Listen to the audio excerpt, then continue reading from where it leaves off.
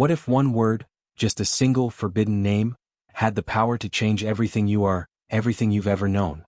What if that word was not just a name but a key to unlocking truths buried deep beneath the roots of ancient forests, sealed by generations who dared not speak it aloud? Tonight, I'll take you on a journey into the shadows of time, through a tale whispered across firesides, carved into the bark of sacred trees, and guarded by the spirits of the old world. A tale where fate, fear, and forbidden knowledge collide under the silent gaze of the moon. This story begins in a land where names hold more than identity, they hold power. In many African spiritual traditions, a name is not just a way to call someone. It's a symbol, a signature etched into the soul. A name can summon, it can bind, it can bless, and yes, it can even curse. In the world you're about to step into, a certain name had been banished from every tongue. It was so feared that even the elders, who carried the knowledge of centuries, only referred to it as the name that should not be uttered. They said the one who spoke it would awaken something long sleeping, something ancient, something no one was prepared to face. But what happens when someone does speak it? When the silence is broken, and fate is rewritten in the blink of an eye. That's what this story is about. A girl, a forest, a ritual, and a name that shattered the veil between what is and what was hidden. Now, I won't spoil what happens just yet. You'll have to walk this path with me. Step by step, we'll uncover layers of secrets, mysteries of the spirit world, and truths too dangerous for the ordinary heart. But I promise you by the end you'll understand why some stories are only told in whispers, and why some names are better left unsaid. Before we dive into this haunting tale, take a moment to hit that like button. It helps us keep these ancient stories alive for future generations. Drop a comment below if you believe in the power of names, or if you've ever heard a tale where one word changed everything. And of course, if you love dark folklore, mysterious African legends, and spiritual stories that send chills down your spine, don't forget to subscribe and turn on notifications. There's a whole world of forgotten wisdom out there, and together we're going to uncover it.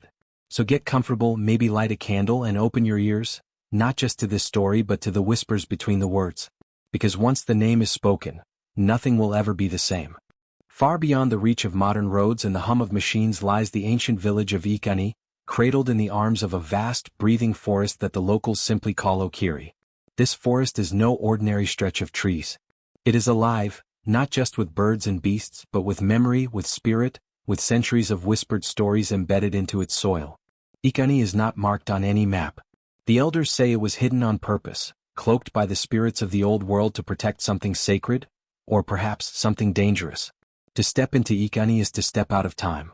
The air is thick with incense and the scent of burning wood, and every corner of the village pulses with rhythm, drums beating in slow, steady pulses as if syncing with the heartbeat of the forest itself. Mud brick homes with palm-thatched roofs circle a central shrine carved from stone so ancient its edges have softened under centuries of wind and prayer. Around the village, totems carved from tree trunks stand tall, watching in eternal silence with wide, hollow eyes.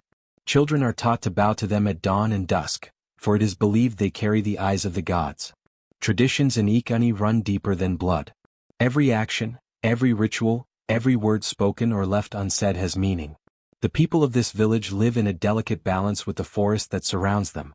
Okiri is not to be entered without purpose, and no tree is cut without permission from the elder priestess. The villagers believe that the forest listens, that it sees. And above all, they believe it remembers. One story has outlived all others, the tale of the forbidden name.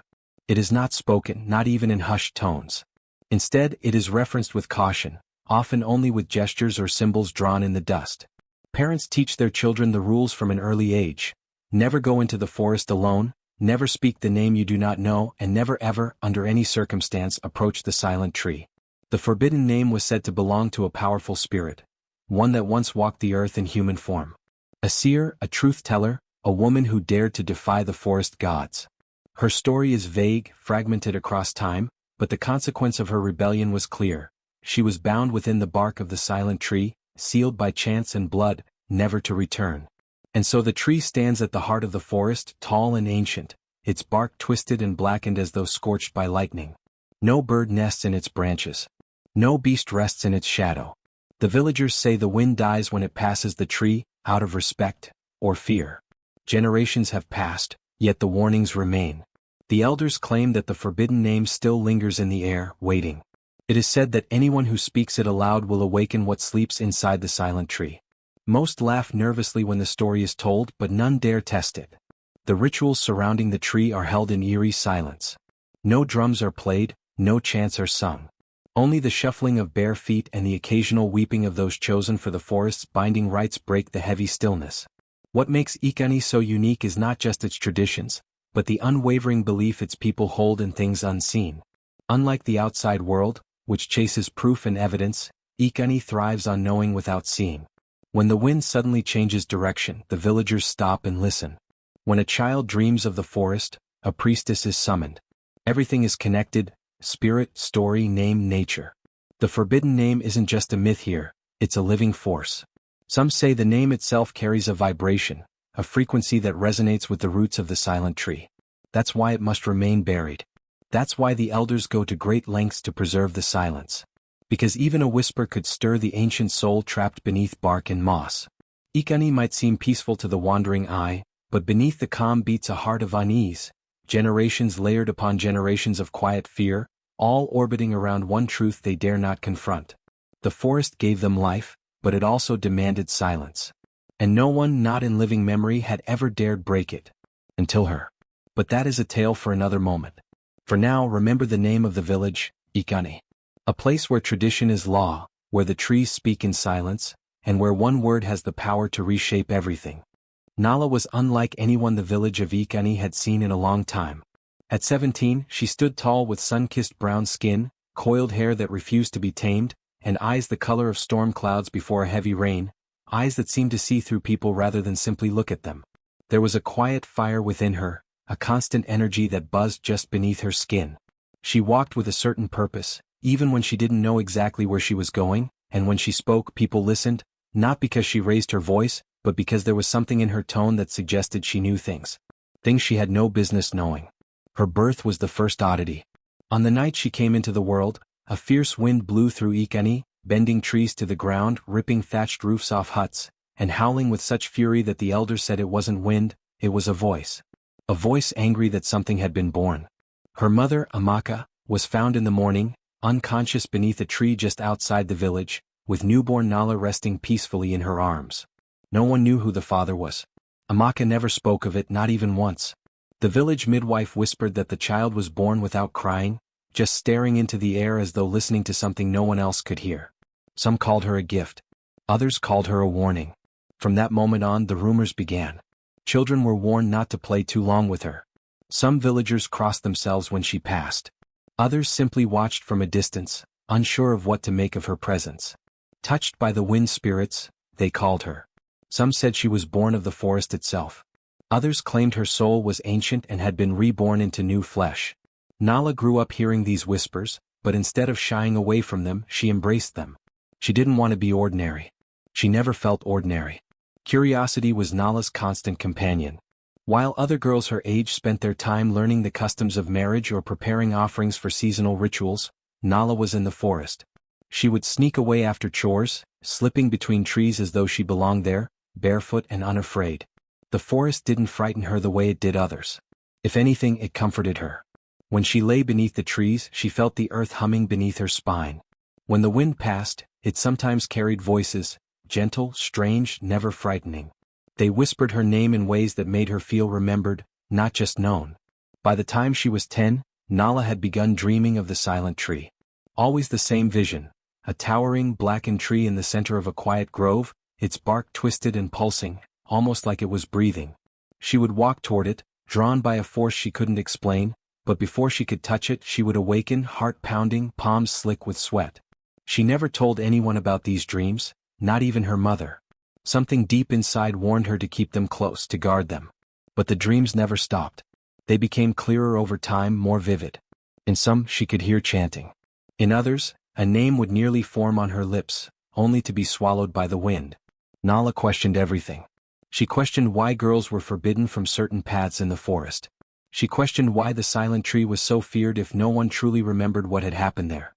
She even questioned the ritual of binding, a sacred ceremony conducted every 50 years where a girl from the village was chosen to seal the spirit paths by entering the forest and performing a series of rites. The chosen girl never returned quite the same. Some became mute. Some refused to speak of what happened. Others left the village entirely, never looking back. No one dared to challenge the ritual's purpose, except Nala. She would ask the elders hard questions, pressing them with calm insistence. "Why must it always be a girl?" she asked once. "Why are we honoring a ritual when no one alive knows what it truly binds?" The elders responded with tight lips and hard stares. Some called her insolent. Others said she needed discipline. But deep down they feared her questions, not because they didn't know the answers but because they did. Nala's mother worried, but she loved her daughter's fire. "Just be careful, child," she would whisper at night, brushing her hair. "Too much truth in one lifetime can be dangerous." But Nala couldn't help herself. She wasn't born to follow the path, she was born to forge her own. And though she didn't yet know it, the forest had been watching her too. From the day of her birth, it had whispered to its roots, "She is the one." In moments of stillness, when no one else was around, Nala would sit beneath the old fig tree at the edge of the village and close her eyes. The wind would come, and with it, the voices. Sometimes they hummed. Sometimes they cried. But often they spoke in riddles, of a name that could unlock the forest's silence, of a choice that would unravel time, of a girl who would one day speak what others feared to hear. Nala didn't know it yet, but she was not just part of the story. She was the story. Every 50 years, as the moon reached its fullest bloom and bathed the forest in a silver glow, the village of Ekani gathered for a ceremony older than memory itself, the ritual of binding. It was not a celebration nor a festival. It was solemn, heavy, almost suffocating in its silence. Drums were played, but slowly in low, steady rhythms. No one danced. No one smiled. The binding was a duty, one whispered to be sacred, necessary to maintain the balance between the living and the spirits that lingered in the shadowed edges of the forest. According to the elders long ago, so far back that even the oldest griots could not name the year, the forest spirits grew restless. They crossed into the world of humans not out of malice, but because the veil between the realms had thinned. In their wake came chaos, crops failed, animals turned wild, and children vanished in the night. The ancestors, desperate to restore order, forged a pact. Every half-century, one daughter of Ekani would enter the forest during the time of the moon's fullness and perform a series of sacred rites. These rites, carried out in silence and reverence, would bind the spirits, renewing the barrier between the worlds. To be chosen was considered a divine honor, yet beneath the layers of praise and ceremonial blessing, there existed a quiet dread. The chosen girl would return, yes, but changed. Always changed. Her eyes would seem distant, her words fewer, her laughter dulled.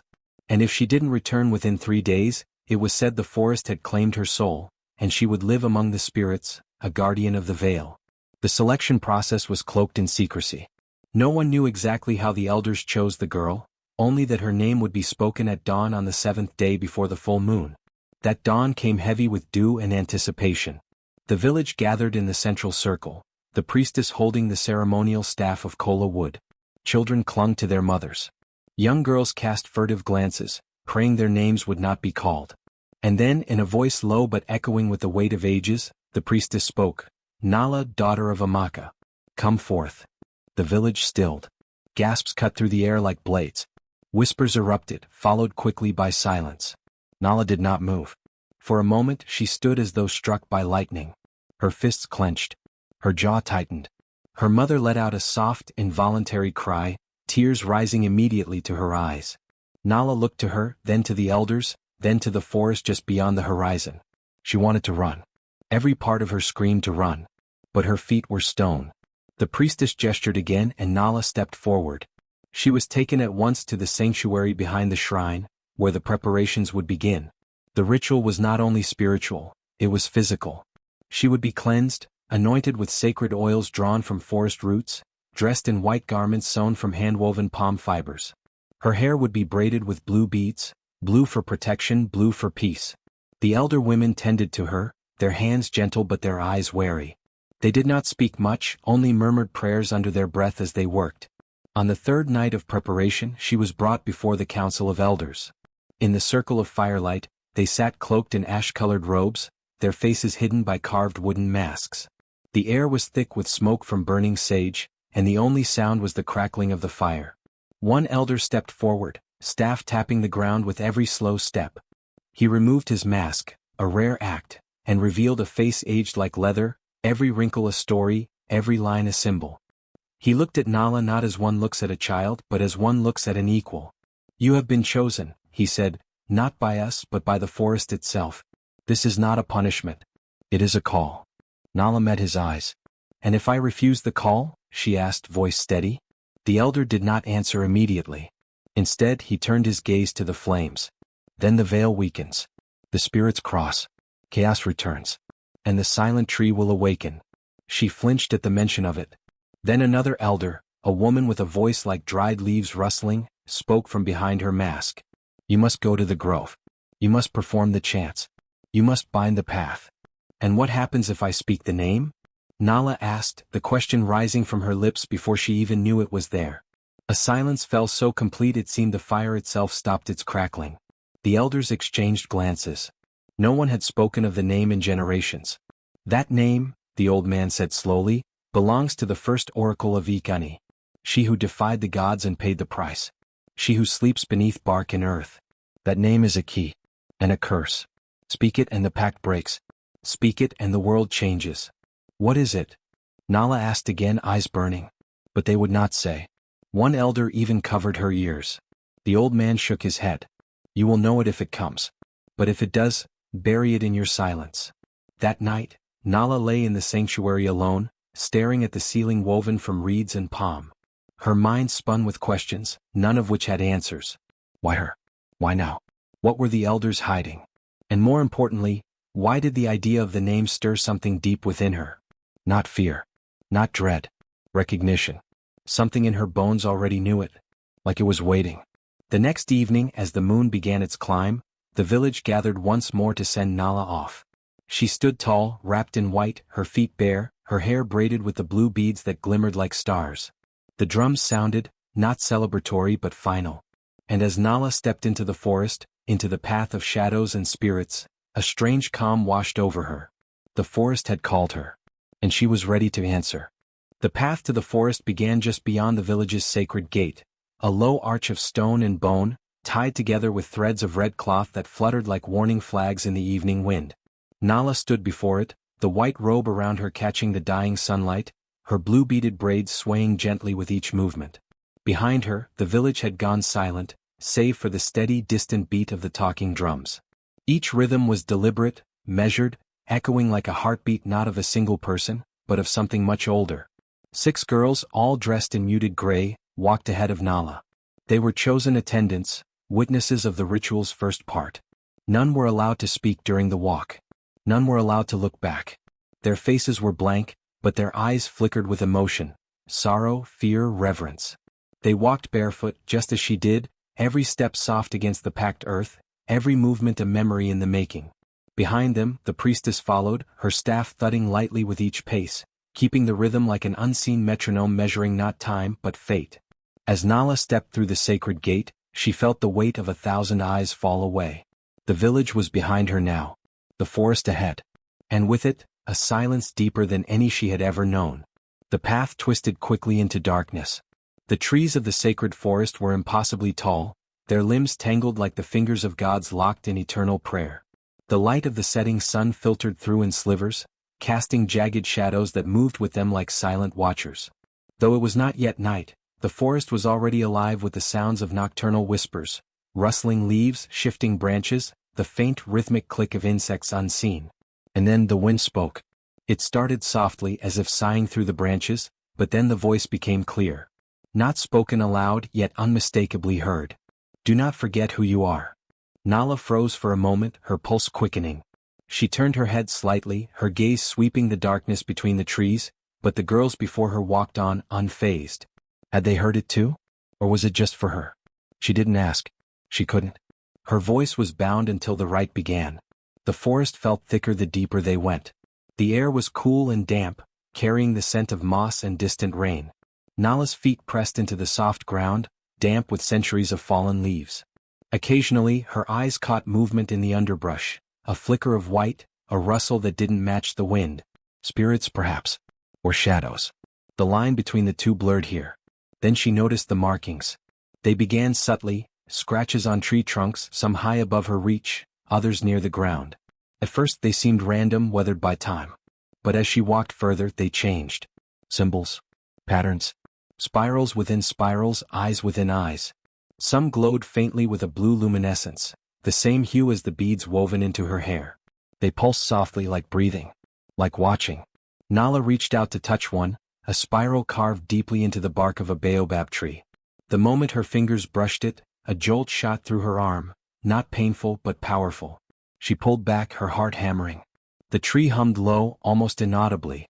And again the wind spoke. "You've been here before." Her breath caught. The whispers had no direction, no source. They came from everywhere and nowhere at once, sliding through the leaves, curling around her ears, brushing the nape of her neck. But the words were always clear, as if etched into her soul rather than heard by her ears. The girls ahead slowed their pace. The trees had opened into a wide, circular grove, carpeted with moss and silence. At the very center, partially shrouded by mist, stood a shape Nala knew from her dreams, the silent tree. Even from a distance, it dwarfed every other living thing. Its bark was gnarled and blackened as though struck by lightning 1,000 times, yet still it stood, pulsing faintly with a strange inner life. Vines coiled around its base like serpents guarding a tomb. The grove was colder than the path behind them, and the silence here was not just the absence of sound, it was the presence of something deeper. Something ancient. Watching. The girls spread out in a circle along the grove's edge, forming the boundary of the rite. None looked at the silent tree. Only Nala stepped forward. She could feel the vibrations beneath her bare feet, like something large and unseen stirring beneath the soil. Each step toward the tree grew heavier, as if the air itself resisted her. But she didn't stop. She couldn't. Her body moved forward even as her mind screamed with questions, warnings, memories she didn't remember collecting. Another whisper brushed her mind. "You were not chosen by chance. You were called." At the base of the tree, a small stone altar waited, weathered by time, stained by old offerings, surrounded by feathers, beads, dried herbs. Nala knelt before it, her fingers brushing the surface. The texture was warm, as if the stone had blood running through it. Her heartbeat synchronized with the hum of the tree, the pulse of the forest, the echo of the drums still beating faintly in the distance. She inhaled deeply, letting the forest fill her lungs. She could feel something rising in her chest. Not fear, not confusion, but recognition. This place. This moment. It had been waiting for her. And somewhere in the depths of her memory, or perhaps her soul, the forbidden name hovered, unspoken, yet more familiar than her own. The whispers returned one last time before the ritual began, more urgent than before. "Remember. Speak it and nothing will remain the same." And with that, the grove fell into silence once more. The ceremony was about to begin. And destiny, with all its weight and wonder, stood at the threshold, waiting. The air around Nala grew colder, denser, as she knelt before the silent tree. Her knees pressed into the soft moss beneath her, and her breath came in shallow, measured gasps. The grove was eerily still, the weight of centuries of rituals pressing down on her shoulders. The elders stood in a loose circle around her, their figures barely visible in the twilight shadows. They were watching her closely, their eyes hidden beneath their ceremonial masks, but she could feel their gaze like an unspoken command, urging her to proceed. The priestess, standing to Nala's left, lifted her arms high, her staff gleaming under the moonlight. A low, rhythmic chant began to rise from her lips, slow, deliberate, echoing the deep language of the ancestors. It was an ancient tongue, one Nala had heard only in fragments, and one that seemed to pull at something deep inside her. She didn't understand the words, but she understood the power behind them. This was the language of the forest, the language of spirits. The ritual had begun. The priestess's chant wove through the air, growing louder as the other elders joined in, their voices rising like a chorus from the past. Each word felt like a thread being pulled through the fabric of time, stitching Nala's spirit to something much larger than herself. Her heart raced, and though she felt a deep connection to the chants, a part of her fought against the pull. She was a child of the forest, yes, but she wasn't a tool to be used by it. She had questions, so many questions, but for the moment the chant was louder than them all. "Repeat after me," the priestess intoned, her voice calm but firm. "With this binding I seal the path between the realms. My spirit is bound to the forest. My blood is one with the earth." Nala's voice trembled at first as she echoed the words, feeling them reverberate through her chest. "With this binding I seal the path between the realms. My spirit is bound to the forest. My blood is one with the earth." The words felt strange in her mouth, foreign. But as she spoke, the ground beneath her seemed to hum with energy. The tree behind her, the silent tree, stirred. Its bark creaked like an ancient door slowly opening. The forest responded, and the wind began to pick up, swirling around her, tugging at her clothes and hair.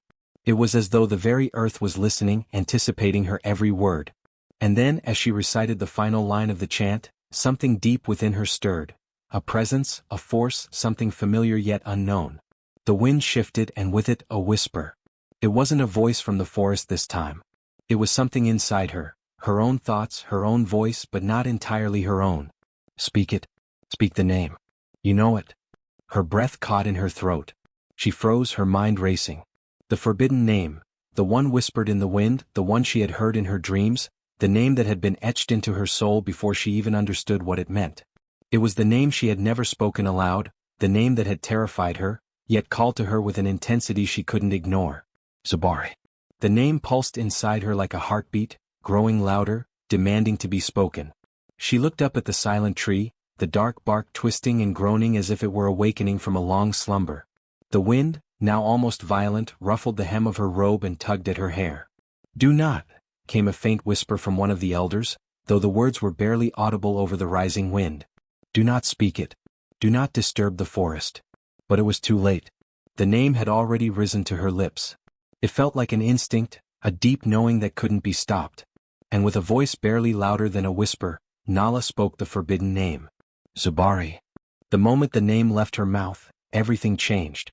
The sky above the grove darkened, and a chill swept through the air, colder than the deepest night. The trees groaned, their massive trunks shuddering violently as if the very forest itself was in pain. The earth beneath Nala's knees cracked, splitting open with a deep, echoing sound that rattled her bones. A low, rumbling growl rose from the depths of the forest, a sound so primal and ancient that it seemed to come from the heart of the earth itself. Nala's heart raced as the wind howled louder, whipping around her body, threatening to knock her off balance. The moon above the grove, once bright and full, was now obscured by dark clouds that gathered with unnatural speed. The air crackled with tension, and Nala felt as though the very atmosphere were thickening, suffocating her. The spirits of the forest were awakening, perhaps even angry. The elders gasped in unison, their faces pale beneath their masks. The priestess staggered backward, dropping her staff, and the chants faltered as the sacred words died in their throats. Panic spread through the circle like wildfire, and the girls who had accompanied Nala stood frozen, their eyes wide with fear. What have you done? The priestess demanded, her voice rising in terror. Nala stood up, her body trembling as she tried to make sense of what had just happened. Her mind was foggy, and her body felt disconnected from the world around her. She could still hear the whisper of the name, Zabari, echoing through her head, a chant that seemed to bind her to the tree, to the forest, to something far older than herself. The ground beneath her shook again, and a loud crack sounded from the forest's depths. A deep, guttural voice, the voice of the forest itself or something far worse, rumbled through the trees, sending chills through Nala's spine. Zabari, the voice murmured, the name has been spoken. The silent tree groaned, its bark splitting as though something inside it was trying to break free. The earth cracked open further, and from the depths of the forest, the spirits began to stir, angry, restless, ancient beings, bound by a pact that Nala had just shattered. As the sky darkened further, and the forest seemed to pulse with energy, Nala realized that the fate she had feared, and the one she had unknowingly sealed, had just begun. The forest, the spirits, and something far greater than her had awakened. And now there would be no turning back. The world around Nala blurred as if the fabric of time itself were stretching, twisting, and snapping. The very air seemed to pulse with the power of the name she had uttered. The grove, once so real and present, began to dissolve. The ground beneath her feet vanished, and the cool, damp forest air turned into a heavy, suffocating fog that blurred her vision. She gasped for breath, but the air was thick and unyielding as though she were trapped within a dream. Her body swayed and she felt her consciousness slipping, drawn into a trance. Nala's eyes fluttered shut, though she could no longer discern whether she was still in the physical world. The sharp sting of the wind, the earthy scent of the forest, the cold shiver that ran up her spine, all of it faded. She felt weightless as though she were floating, her body no longer tethered to the earth. It was as though time had lost all meaning and she was drifting between realms. Then a figure appeared before her, emerging from the fog like a shadow made flesh. An ancient woman, her face lined with age, but her eyes gleaming with an otherworldly wisdom. She was draped in tattered yet regal robes that flowed around her like water, as though she were not of this world. Her hair, long and silver, cascaded down her back like a river of moonlight, and in her hand she held a staff made of gnarled wood, its surface carved with symbols that seemed to shift with every glance. The woman's presence was commanding, yet peaceful, as though she belonged to both the past and the future. Nala's heart skipped a beat. She recognized this woman from the stories, the ones passed down through generations. The Oracle of Ekani, the one who had vanished centuries ago, leaving behind only whispers and fragments of forgotten knowledge. Her blood ran cold as realization began to dawn on her. "You are here," the oracle said, her voice a melody that seemed to resonate deep within Nala's chest. It was both comforting and unsettling at once, as if the words were both familiar and alien. "You have broken the chain, Nala. And now the truth must be revealed." Nala could hardly speak. Her lips trembled and her voice barely escaped her throat. "The ritual, the binding, what is it? What was it for?" The oracle's eyes softened and she stepped closer to Nala. She raised a gnarled hand, and in that moment the fog around them thickened, swirling like smoke until it coalesced into a vision. Nala's eyes widened as she saw the scene unfolding before her. The image was of a young woman, much like herself, standing in the very same grove. The trees, the altar, the silent tree, it was all familiar, but this was a different time, a different era. The woman was kneeling before the tree, reciting the very same chants just as Nala had done. The elders, draped in ceremonial garb, stood around her in a circle. The woman's eyes were wide with fear and confusion, just as Nala had felt. But then something shifted. The woman's eyes began to glow with a fierce, ethereal light, a power that seemed to come from deep within her, from the very earth itself. The ritual, which was supposed to bind her, seemed to do the opposite. Instead of creating a connection, it unleashed something far more dangerous. "You see," the oracle's voice echoed in Nala's mind, "the ritual was never meant to honor the gods. It was never meant to protect the forest. It was a lie, a trap." The vision shifted again, showing Nala images of the ancient village of Ekani, centuries ago. The people were gathered, their faces filled with awe and reverence as they watched the ritual take place. But in the shadows, hidden from view, there were other figures, dark and powerful beings, their eyes glowing with malice. They were not gods as the villagers had believed, but something much older and more dangerous. "The ritual was created by the village's first elders," the oracle continued, her voice a mix of sorrow and anger. "They sought to control the powerful women of our bloodline, women who could see beyond the veil, women who could speak the truths of the universe, women who could harness the power of the forest itself." Nala's heart pounded in her chest as she took in the meaning of the oracle's words. She had always felt different, as though there was something hidden within her, something powerful that she couldn't explain. But now, as the oracle spoke, the pieces of her past began to fall into place. "You are of the oracle bloodline," the oracle said, her gaze piercing Nala's very soul. "You are the descendant of the first oracle of Ekani, the one they tried to imprison with this ritual." Nala's eyes widened in shock. "But how? I've never known." The oracle nodded gravely. "The bloodline has been hidden, suppressed. The women of our line were forced to suppress their gifts, to live in silence. But it was never meant to be that way. Your mother knew the truth, but she never spoke of it. And now the truth has come to you." The fog around them shifted once again, revealing another scene, a vision of Nala's own birth. It was a vision that had never been told to her, a story she had never heard, yet one that felt deeply familiar. She saw herself as a baby, cradled in her mother's arms, her eyes glowing faintly with a power that no child should possess. The oracle's voice resonated in the vision, speaking the words that had never been spoken aloud. "You were born with a gift," the oracle intoned. "You were born to be a seer, a prophet, a bridge between the living and the spirits. And like the first oracle, you have the power to change the fate of this village, to break the chains that bind us all." The vision faded, and Nala found herself back in the fog, facing the oracle once more. The weight of the knowledge she had just received was overwhelming. Her heart raced, her mind reeling with the implications of the oracle's words. "Why was this hidden?" Nala asked, her voice hoarse. "Why was I kept in the dark? Why did they lie to me?" The oracle's expression darkened. The elders feared the power of the oracle bloodline. They feared what would happen if a woman like you were to awaken to her true potential. The ritual was never meant to bind your spirit to the forest. It was meant to trap you, to force you into submission. But now you know the truth, and it is time for you to decide. Nala's hands clenched into fists. She could feel the power inside her awakening, like a fire that had been smoldering, waiting to be unleashed. The choice was hers now. She could let the ritual continue, allow herself to be bound to the forest, to the lies of the past. Or she could break free and take control of her destiny, just as the first oracle had done. The oracle's eyes met hers, filled with both sorrow and pride. The path you choose will not be easy, Nala. But it will be yours. Remember, you are not just a descendant. You are the one who will decide the fate of Ekani. Your bloodline story is not over. It is only beginning. And with that, the oracle faded into the mist, leaving Nala standing alone in the silence, her mind filled with both clarity and uncertainty. The awakening had begun. And now the true battle was about to unfold. Nala awoke with a sudden sharp gasp. Her senses flooded back into her body, and she felt the ground beneath her, solid and real once again.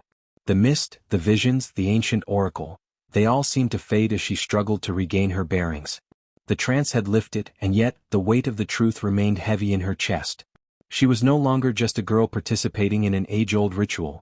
She was the heir to an ancient bloodline, a descendant of the oracle, a powerful seer destined to break the chains that had bound her people for centuries. As she opened her eyes, Nala was struck by an overwhelming sense of energy coursing through the air.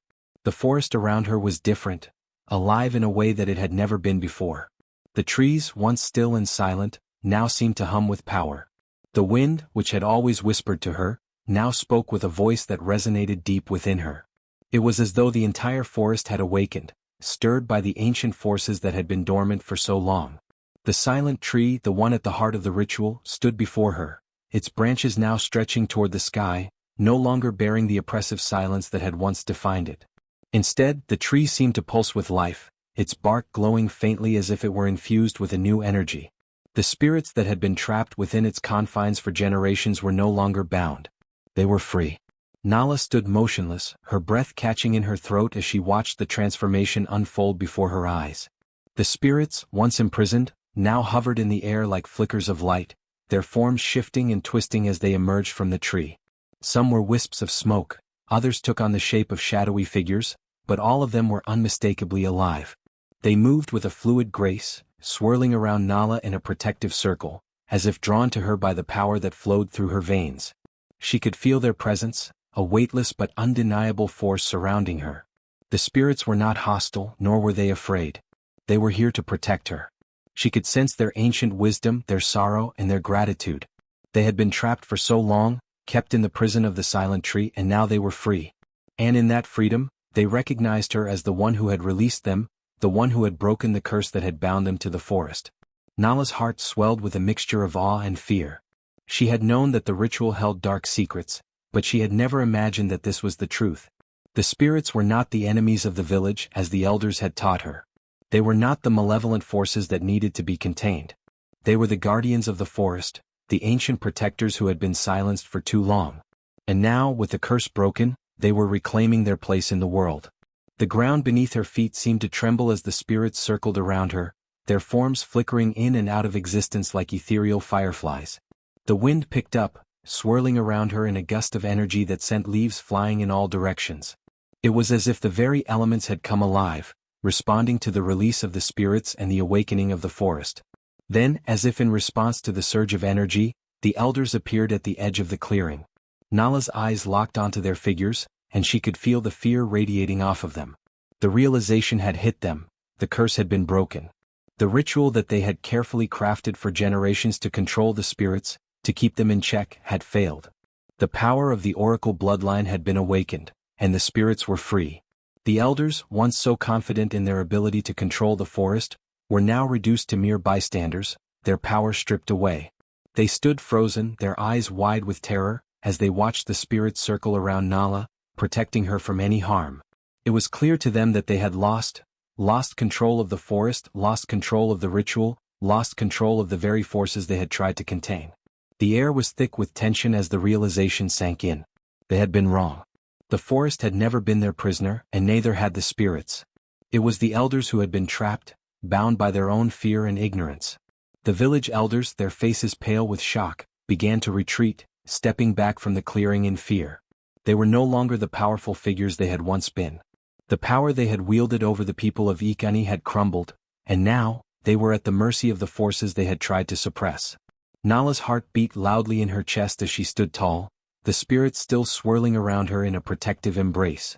She could feel their presence, strong and unwavering, and she knew without a doubt that she had made the right choice. She had broken the curse, released the spirits, and freed herself from the chains that had bound her and her people for so long. The elders had tried to trap her, to bind her to a fate of submission. But she had refused to accept that fate. She had chosen to embrace her power, to embrace the truth of who she was, and in doing so she had freed not only herself but also the spirits of the forest who had long been silenced. The air was still, the wind now carrying a sense of peace, of resolution. Nala turned her gaze toward the elders, who had retreated to the edge of the clearing, their faces filled with fear and disbelief. She felt no anger toward them, only a deep sense of understanding. They had been victims of their own fear, victims of the lies they had been taught, and victims of the curse they had created. But that was over now. The cycle had been broken. The spirits surrounding Nala began to dissipate, their forms fading into the air like wisps of smoke. But their presence remained, a subtle but undeniable force that would protect the forest and its inhabitants for generations to come. The forest, once again alive and vibrant, seemed to hum with energy. The trees swayed gently in the breeze, and the earth beneath Nala's feet felt solid and full of promise. As the last of the spirits vanished into the mist, Nala stood alone in the clearing, her heart filled with a sense of accomplishment and renewal. She had broken the chains. She had freed herself and the spirits of Ekani. And now it was time for her to fulfill her destiny, not as a prisoner of tradition, but as a guardian of the forest, a protector of its secrets and its spirits. With the curse lifted and the forest reborn, Nala knew that her journey was only just beginning. She had chosen to embrace her heritage, to step into the role of the oracle, and with that decision she had begun a new chapter in the story of Ekani. One that would be shaped by the strength of the spirits, the wisdom of the forest, and the courage of the woman who had broken the chains of the past. As Nala made her way back to the village, she could feel the energy coursing through her veins, a vibrant, almost electric force that was foreign yet familiar. The power she had unlocked, the truth of her bloodline, was now fully awakened. The spirits of the forest, her ancestors, surrounded her in a protective circle, their presence lingering even though they had faded from sight. They had not abandoned her. Their power was now part of her, and it would remain with her for as long as she walked the earth. With each step she took, the earth seemed to respond. The ground beneath her feet vibrated, as if acknowledging the shift in the air, the change that had taken place within her. The villagers who had once looked upon her with skepticism and fear would now see her for what she truly was, no longer a naive girl to be controlled, but a powerful seer, a force to be reckoned with. When Nala crossed the threshold of the village, the transformation was immediate. The air felt different. The wind, which had once whispered softly in the trees, now carried a heavy sense of authority.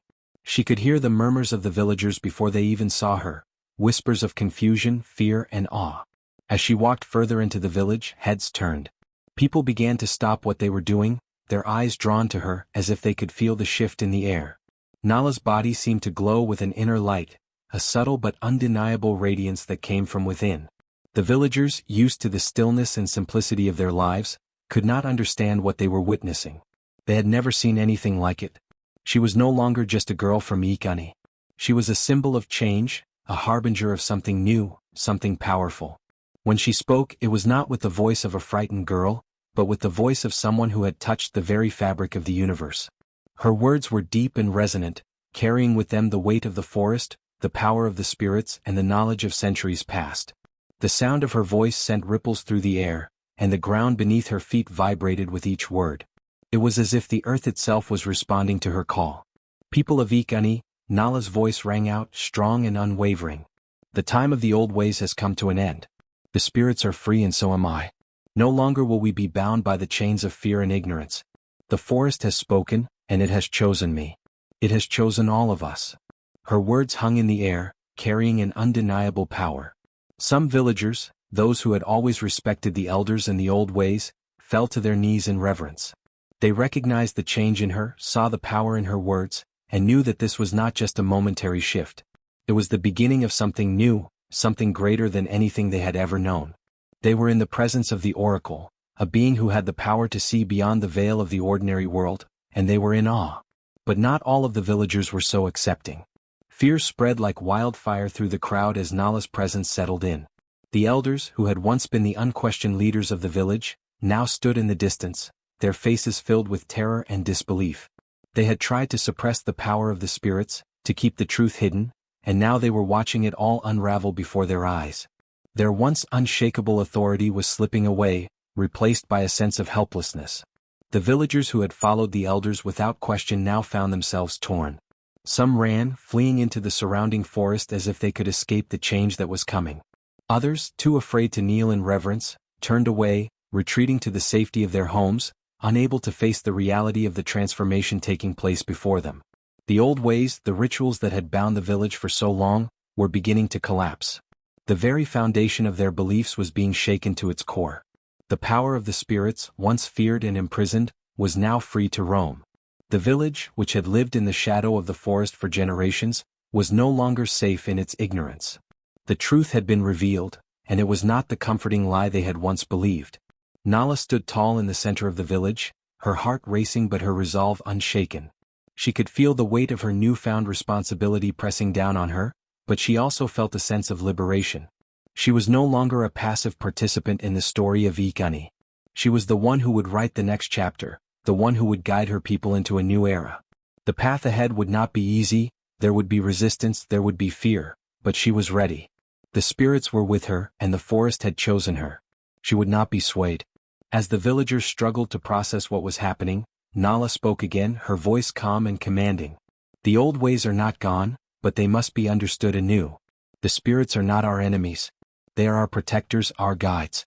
It is time to learn the truth about the forest, to embrace the power that lies within us all. The days of fear are over. Her words seemed to settle over the village like a blanket, heavy and undeniable. There was no turning back. The elders, those who had clung to their power, were now powerless against the change that Nala had unleashed. The fear that had once held the village in its grip was slowly starting to dissipate, replaced by a strange sense of anticipation. Something new was coming to Ekani, a future shaped by the spirits, by Nala, and by the power of the forest. As the villagers began to process what had happened, Nala could sense the shift in the energy around her. The air felt lighter, more open. The trees, the very earth beneath her, seemed to pulse with life, as if they were eager to embrace the change that was taking place. The forest, once a source of fear, was now a place of hope and possibility. The spirits, once trapped and silent, were now free to roam, and their energy would guide the people of Ekani toward a new future. Nala knew that the journey ahead would not be without its challenges. There would be those who resisted, those who clung to the old ways out of fear or tradition. But Nala had the power to change the course of their history, to guide them toward a new understanding of the forest, the spirits, and themselves. She was no longer just the girl from Ekani. She was the oracle, the one who had broken the chains of the past, and the one who would lead her people into a new age. The sun dipped low in the sky, casting long shadows across the village. Nala stood tall, her heart filled with both uncertainty and determination. The future of Ekani was now in her hands, and she was ready to guide her people into the light. Years passed, and the village of Ekani, once rooted in fear and tradition, began to change.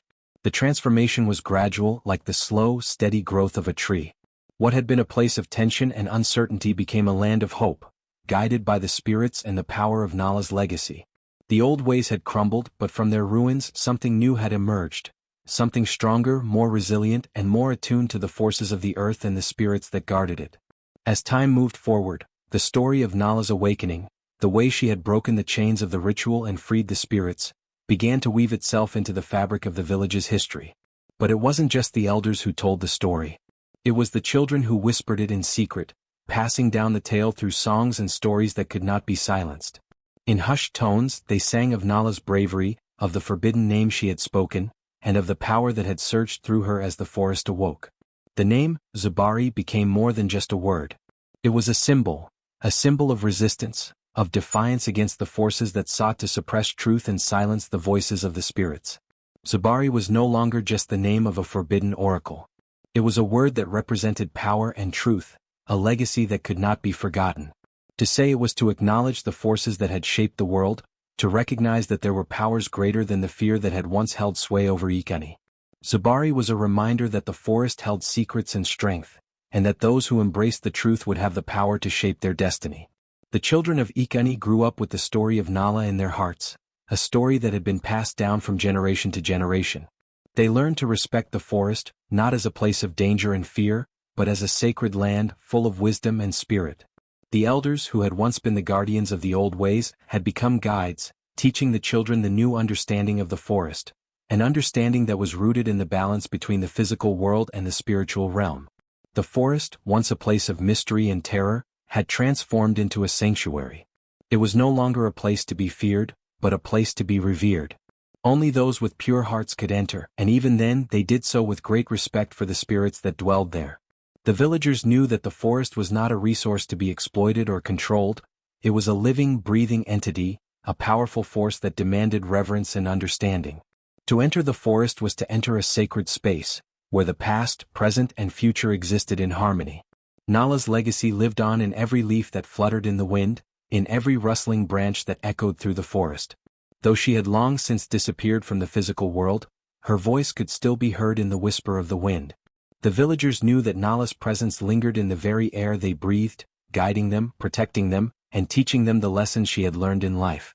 Her spirit had become one with the forest, and in that union she had become an eternal part of its wisdom. When the wind stirred, it carried Nala's voice, a gentle, soothing presence that seemed to echo through the trees. She spoke to the seekers, to those who came to the forest in search of truth, in search of answers. Her voice was not loud or commanding, but it was always present, always guiding those who were willing to listen. The seekers who ventured into the forest were not those seeking to exploit its power, but those who sought understanding, those who sought to connect with the spirits and the land. They came with pure hearts, knowing that only those who respected the forest could receive its blessings.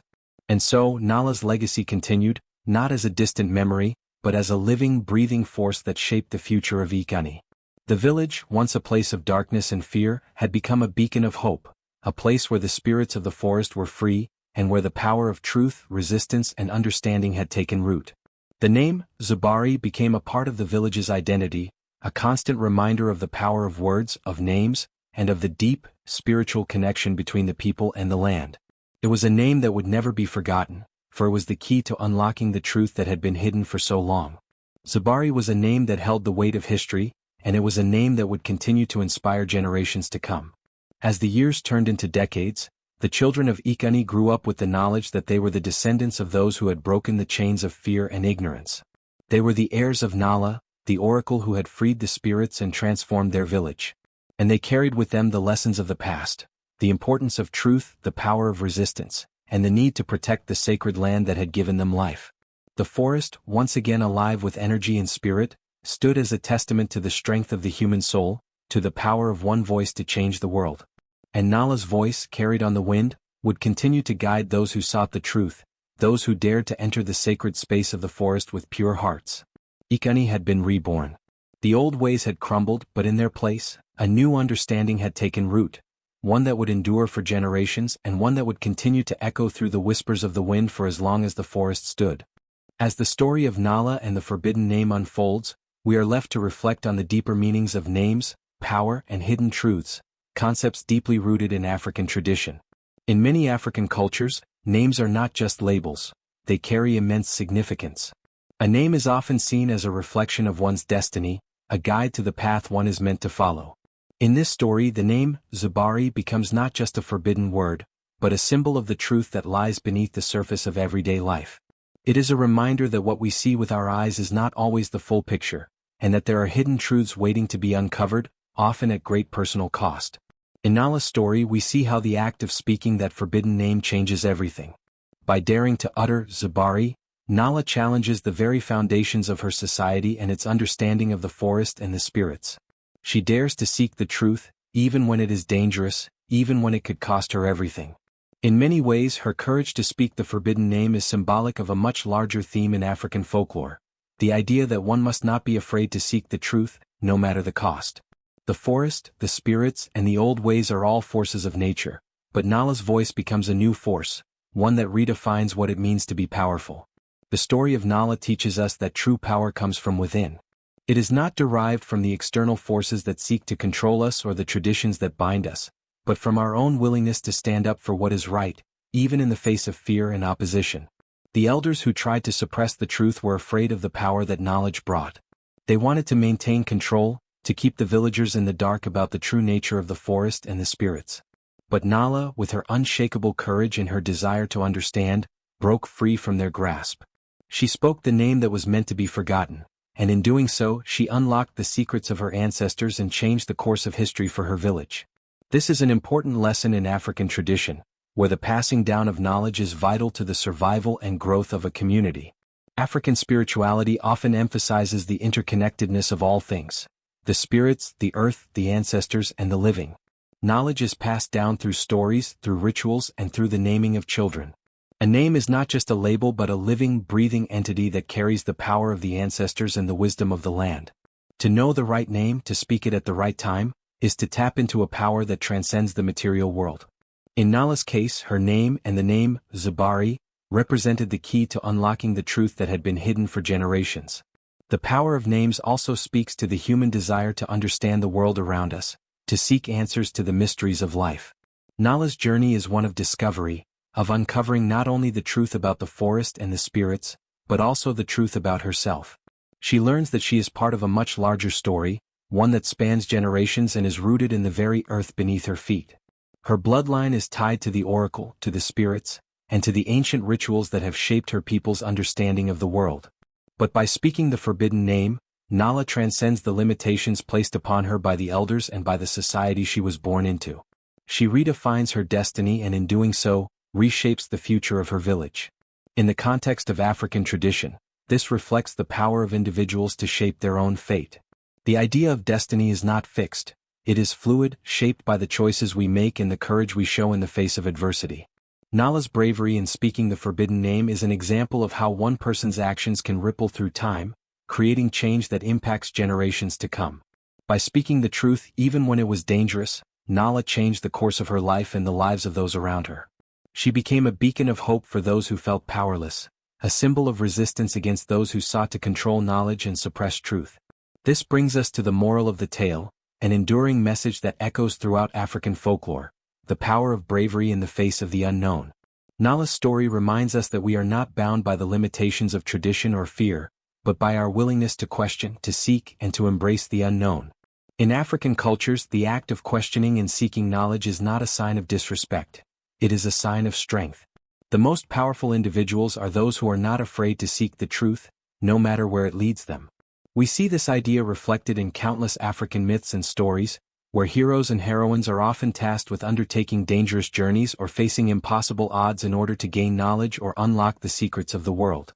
These tales are not just about adventure, they are about the process of growth, of self-discovery, and of understanding the world on a deeper level. Through these stories, we learn that true power does not come from wealth, status, or external sources. It comes from within, from the courage to speak out, to question the status quo, and to confront the unknown. As we reflect on Nala's journey and the significance of her actions, we are left with a question. Would you dare to speak the forbidden name? Would you have the courage to challenge the norms, to break free from the constraints of tradition, and to seek the truth even when it comes at a great personal cost?